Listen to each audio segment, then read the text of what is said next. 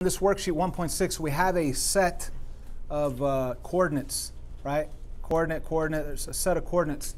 Each of those coordinates has an x value and a y value, an x value and a y value, x value and a y value. Or you could also call them inputs and outputs.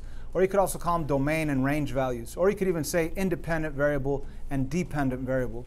These are all the vocabulary words that we learned yesterday. So what they want you to do on this worksheet, it's the easiest thing ever. They want you to take and express each relation as a table, a graph, and then mapping.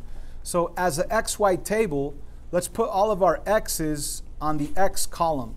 So we're going to fill this in, -1, 1, 2, and 3. I got those from the x values, x value, x value, x value, x value. For my y values, I'm just going to simply take my y's, -1, 1, 1, and 2. So that's an XY table, input, output table, domain, range table, whatever you want to call it, independent, dependent, whatever you want to call it. And you could also graph these coordinates. So if you graph the coordinates, -1, -1, that's right here. If you graph the coordinate +1, +1, that's right here. If you graph the coordinate 2, 1, that's right here. If you graph the coordinate 3, 2, 3 on the x, 2 on the y, it's right here. And that is definitely a function. I don't even think on this worksheet it says determine if it's a function or a relation. But yeah, that's even better that you're saying that it's a function, because it is a function. If you were to do the vertical line test on these coordinates right here. So here's my vertical line. If I run it from left to right, it only touches at one point. It only touches at one point. It only touches at one point. It only touches at one point. So it does pass the vertical line test. So this is a function. So this is a little extra work. We don't need to do this on this worksheet, but we could do it right now. Might as well, since we're thinking of functions and relations. So this worksheet's super easy. You guys should be able to do the same thing on number 2 and number 3. Oh yeah, by the way, we also need to, in addition to making our XY table, in addition to graphing it, they also want us to, if you look at the instructions right here, it says determine the domain and the range. Now, based off of the vocabulary that we already know, domain are your x values. Your range are your y values. I mean, domain is also your input. Your range is also your output. What else could we say? The domain are your independent values, whatever, I'll abbreviate, and dependent. Okay, anyway, so if we look at the information they gave us on number 1, what would be the domain for number 1? The domain would be all the x values. Now, we already have it in an XY table, so it would just be these numbers. So we would put D and then put the numbers right afterward. So the domain values are -1, 1, 2, 3. How about the range values? The range values would be what? The y values. And the y values are -1, 1, and 2. Now notice, -1, 1, 1. I didn't write the 1 2 times. It's unnecessary. I guess if you want to, you could. But you could just write it as 1 and 2. So you could do the rest of this worksheet pretty easily, numbers 2 and 3. Now let's go to numbers 4 and 5. This is a very important part because it tells you to identify the independent variable and the dependent variable for each of these real world situations. Number 4, the more hours Maribel works at her job, the larger her paycheck becomes. Which one is the dependent variable? It's either the hours or the amount on the paycheck. The dependent is the paycheck. Maybe I should have asked independent first, right? That's what I probably should have asked. Let me do that. Let me erase dependent and let me write down independent. Independent. Okay, so the independent is hours. If she goes in there and works a lot, what's going to happen? She gets paid a lot. If she only goes in there and works 1 hour, she's going to only get paid a little bit of money, right? So the independent variable, or the independent value, is the hours. Okay, how about the dependent? Yep, the money on paycheck. See, it's easy. Let's look at this next one. Increasing the price of an item decreases the amount of the people willing to buy it. So what's the independent variable? Or independent value? So if you increase this price, what happens? Less people buy it, right? So the price is the independent variable, all right? The independent is price. How about the dependent? The people willing to buy. The people willing to buy.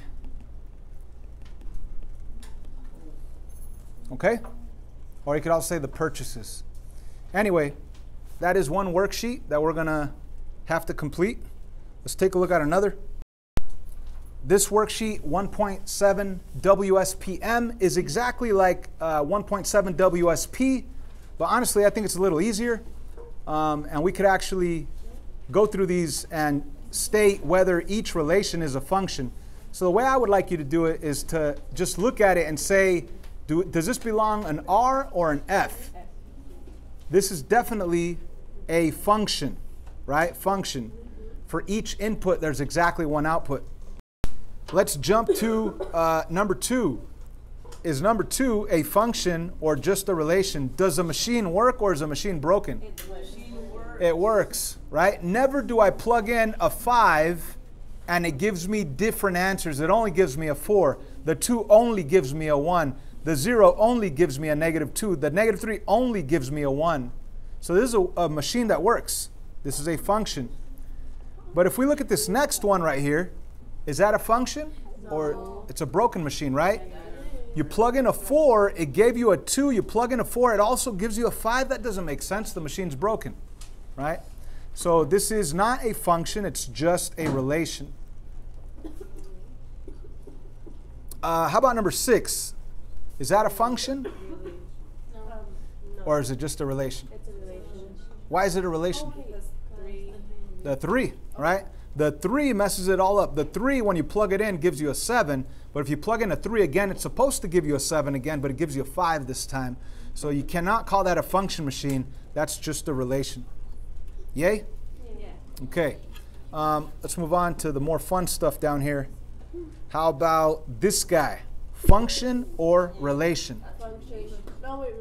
So we're going to use a vertical line test to determine this. So you get a vertical line and you simply move it, and how many times does it touch right there? 1. Right here? 1. Right here? 1. So far so great. So far it is a function, but right here, 2 times, right? It touches right here and right here. That is not a machine. That's not a function machine. That's just a relation. Relation, right? If you wanted to actually say it numerically, like what's happening, well, this coordinate is 2, 2, and this coordinate is 2, -1. You plugged in 2, you got out a 2. You plugged in 2 again, you didn't get a 2, you got out a -1. That's a broken machine. That's just a relation. Guys, your whole quiz Friday, half of it is coming straight from these questions. Easy stuff if you understand it. Okay? Let's move on.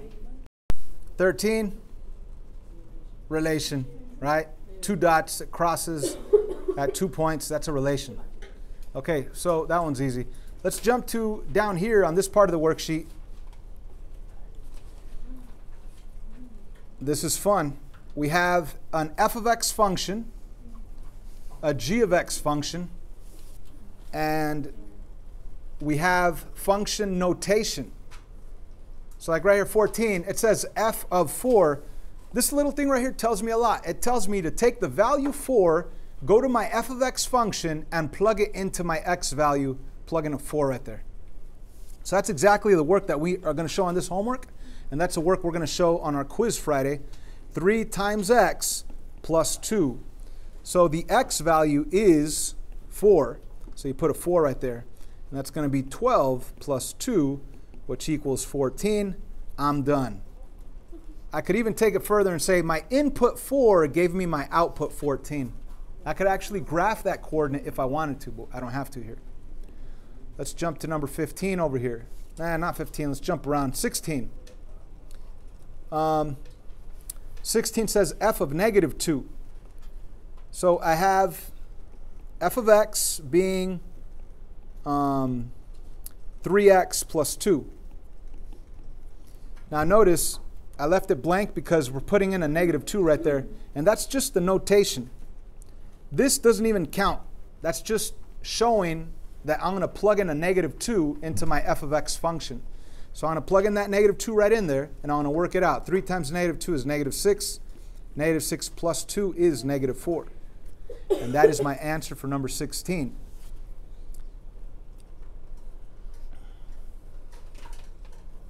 Number 22. Okay, so number 22, I need to know my g of x function. See if I could get into the screen. G of x is x squared minus x. Might as well write that down right here. G of x is x squared minus x. Now I could zoom in to this part right here. So what are they asking me to do? They're asking me to take the 2 and plug it into my g function. Not my f function, my g function. So when I do plug this in, I'm going to rewrite my x squared minus x, but as parentheses squared minus parentheses. So I'm going to go parentheses squared minus parentheses. And what am I plugging in there? A 2, right? So I'm going to put a 2 right there and a 2 right here. Now keep in mind, so far I'm just doing this right here, g of 2. I'm going to ignore this minus 2 on the outside for a little while. So I'm just going to plug in 2 right into my x values, right there and right there. Plugging them right in, and there are my 2's plugged in into my g of x function. Let me work this out now. 2 squared is 4. 4 take away 2.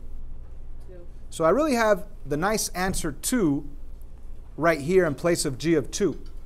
Now I still need to take this minus 2 and slap it on at the end. So I'm going to take this minus 2 and put it down here, minus 2.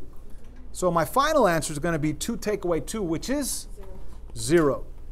So number 22, g of 2 take away 2, final answer is 0. Does that make sense? So if you understand that one, how about this? If you understand this one right here, you're good to go. F of x plus 1. Actually, not f of x plus 1. F of the binomial x plus 1. So first of all, what is the f of x function? So I could just rewrite it right here. F of x is what? So I'm using this function 3x plus 2, not the g function. We're using the f of x function. And what they want us to do is to plug in this into the x values. So I'm going to take this binomial x plus 1 and I'm going to put it right there where the x is at. So let me show you what that's going to look like over here. Instead of 3x, I'm going to put 3 parentheses and then plus 2 at the very end. And inside those parentheses, I'm going to put what? X plus 1. So you're going to do like distributive. You're going to do distributive property. You're going to take the 3. 3 times x, 3x. 3 times 1, 3. That is an ugly 3x, huh? Sorry. Still ugly. 3x plus 3. Let's bring down the plus 2 at the very end. And now combine like terms. The 3 plus 2 is 5, so you have 3x plus 5 being your final answer. So all of this stuff will be on Friday's quiz. Make sure you practice it. Make sure you watch these videos again. And that's how you get a good grade on Friday's quiz.